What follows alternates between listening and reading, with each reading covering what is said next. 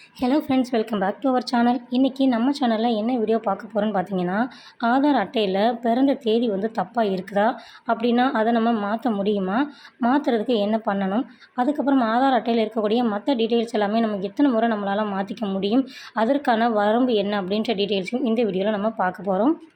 வீடியோக்குள்ளே போகிறதுக்கு முன்னாடி நம்ம சேனலில் பார்த்தீங்கன்னா இந்த மாதிரியான யூஸ்ஃபுல்லான பல வீடியோஸ் வரும். அதுவும் எம்ப்ளாய்மெண்ட் சம்மந்தமான நிறைய வீடியோஸ் நம்ம சேனலில் தொடர்ச்சியாக வரதுக்கு இருக்குது. ஸோ தட் நம்ம சேனலை மறக்காமல் சப்ஸ்கிரைப் பண்ணி வச்சுக்கோங்க. இப்போ வாங்க நம்ம வீடியோக்குள்ளே போகலாம். ஆதார் கார்டு பார்த்திங்கன்னா ஒரு முக்கியமான ஐடி ப்ரூஃப் அப்படின்றது நம்ம எல்லாருக்குமே தெரியும். இது பார்த்திங்கன்னா கவர்மெண்ட் நமக்கு தரக்கூடிய நிறைய நலத்திட்டங்களுக்கு இது ஒரு அத்தியாவசியமான அடையாள ப்ரூஃப் அப்படின்றதும் எல்லாருக்கும் தெரியும்.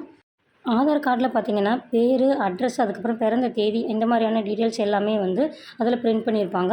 ஒருவேளை பார்த்திங்கன்னா இந்த ஆதார் அட்டையில் இந்த தகவல்கள் பார்த்திங்கன்னா தவறாக இருக்குது அப்படின்னா அரசு தொடங்கக்கூடிய முக்கியமான திட்டங்கள் வந்து நம்ம பயன்படுத்தப்பட முடியாமலே போயிடும். அதனால் பார்த்திங்கன்னா ஆதாரில் உள்ள தகவல்கள் வந்து சரியாக இருக்குது அப்படின்றத நீங்கள் எப்போவுமே உறுதி செஞ்சுக்கணும். சரி, இப்போது உங்களோட ஆதார் கார்டில் இருக்கக்கூடிய பேர், அட்ரஸ்ஸு, அதுக்கப்புறம் என்ன ஜெண்டர், அதுக்கப்புறம் பிறந்த தேதி இந்த மாதிரியான விவரங்கள் ஒருவேளை மிஸ்டேக் இருக்குது அப்படின்னா இதை எத்தனை முறை நம்ம சேஞ்ச் பண்ணலாம், இதற்கான வரம்பு ஏதாவது இருக்குது அப்படின்றதையும் பார்க்கலாம். ஃபஸ்ட்டு பார்த்திங்கன்னா உங்கள் ஆதார் அட்டையில் உங்களோட பேர் வந்து தப்பாக இருக்குது, ஸ்பெல்லிங் தப்பாக இருக்குது அப்படின்னா அதிகபட்சம் நீங்கள் வந்து 2 முறை வந்து நீங்கள் மாற்றிக்கலாம். அண்ட் தென் பார்த்திங்கன்னா பிறந்த தேதி, அதுக்கப்புறம் பாலினம், இது ரெண்டையுமே பார்த்திங்கன்னா வாழ்நாளில் நம்ம ஒரே ஒரு முறை மட்டும்தான் இதை நம்ம புதுப்பிக்க முடியும். தென் நம்மளோட அட்ரஸ் பார்த்திங்கன்னா இதற்கு எந்த ஒரு வரம்புமே கிடையாது. நம்ம எத்தனை டைம் வேணுனாலும் நம்ம அட்ரஸ் வந்து சேஞ்ச் பண்ணிக்க முடியும். குறிப்பாக பார்த்திங்கன்னா ஆதாரில் பேர், அட்ரஸ்ஸு, பிறந்த தேதி இந்த டீட்டெயில்ஸ் எப்போவுமே சரியாக இருக்கணும். இதில் ஏதாவது மிஸ்டேக்ஸ் இருந்தால் நம்ம உடனே சரி செஞ்சு அதை அப்டேட் பண்ணிக்கிறது ரொம்பவே கரெக்டு. இப்போ வாங்க ஆதாரில் பிறந்த தேதி மாற்றுவதற்கான என்ன வழிமுறை அப்படின்றத நான் சொல்கிறேன். ஆதார் அட்டையில் பார்த்திங்கன்னா தவறான பிறந்த தேதி அப்படி இருக்குது அப்படின்னா நீங்கள் அதை சரி பண்ணுறதுக்கு பக்கத்தில் இருக்கக்கூடிய ஆதார் பதிவு மையத்துக்கு போகணும்.